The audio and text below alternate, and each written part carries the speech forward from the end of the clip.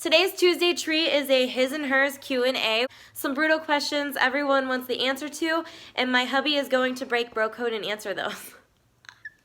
What is so horrible about commitment? Would committing to one woman really be such a problem?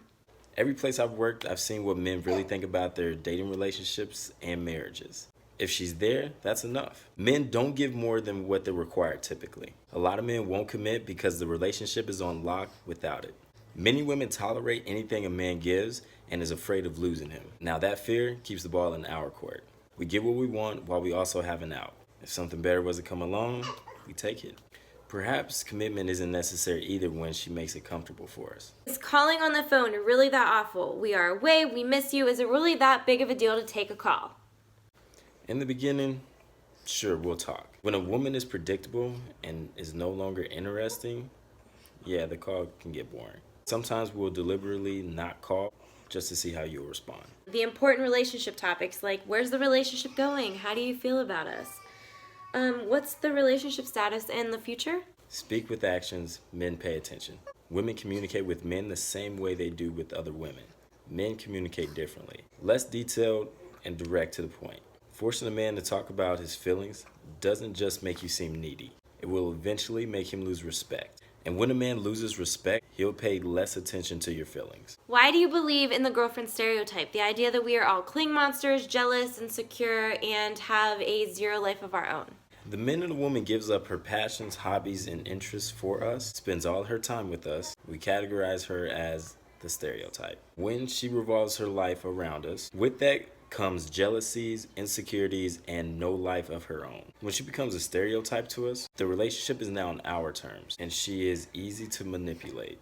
Are you actually afraid of settling down? Yes, and we should be. Men usually don't have a goal or a vision for settling down. A woman has to introduce this, not by her words or demands, but how intriguing and interesting she is. If she has ambitions, goals, and a life, we want to be a part of that. Do you think your life ends whenever you get married? Most guys would say yes, and they have every right to. Look at how the majority of men turn out, and the women too. Complacency is ugly. The weight gain, the nagging, the dad shoes, the dad jeans, the dad bod. Lack of attraction. We think we have to give up our life. For us men who think differently, like myself, I think life gets better. That's if a woman maintains herself, has presence, and the marriage has a vision. What is whipped? And are you whipped? So what, is this just like a free shot? Yep, free shot. Free shot. What is whipped and am I whipped? What is whipped? Whipped is being basically at the mercy of your woman. So whatever she does, says, do it at the drop of a hat. Now, am I whipped? Yes. And it's a very healthy whipped. It's not like Bliss can just drag me around like a little puppy dog.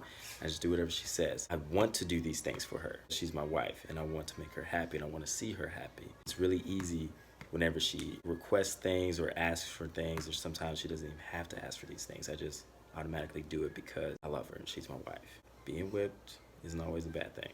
Do you notice if we gain weight? What if it's even 2 to 5 pounds? What do you think about weight gain in the relationship?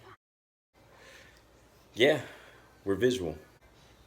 9 times out of 10, that's probably why our attitude changed towards you. And yet, it concerns us. Do we love you less? No. Do we like it? Also no. It makes us question if you're letting yourself go. Of course, we understand circumstances, stress, but if this is a lifestyle change, don't do that to us. Keep us attracted to you, and we'll be up on our game too for you. If we're dating, do you like sleeping over at our place? Definitely like it. Decorated, all cute and nice, cleaner. It's probably the sweet spot. If dirty, no sleepover. It's unattractive for a woman to be sloppy and messy. Oh, note, when routine becomes predictable, when he basically lives with you, you do his laundry, you pack his lunch, without him showing that he wants commitment, he's more times than not going to give you the same type of love that he gives his mom. And he will take you for granted more and more.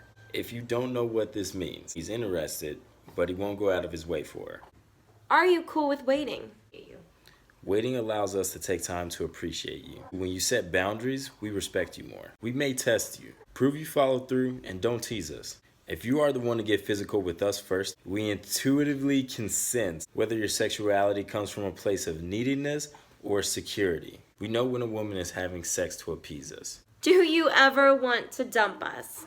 Yeah, When you're being emotional and controlling and are threatened by every female, insecurity is unattractive. Tip to the guys, everything is sexualized. Women feel like they have to sexualize themselves to keep you. Give them a peace of mind. How you give a peace of mind, totally up to you. Whether that be social media, maybe you should not follow some of the girls that you're following, not hit the like button on some of the photos that you like.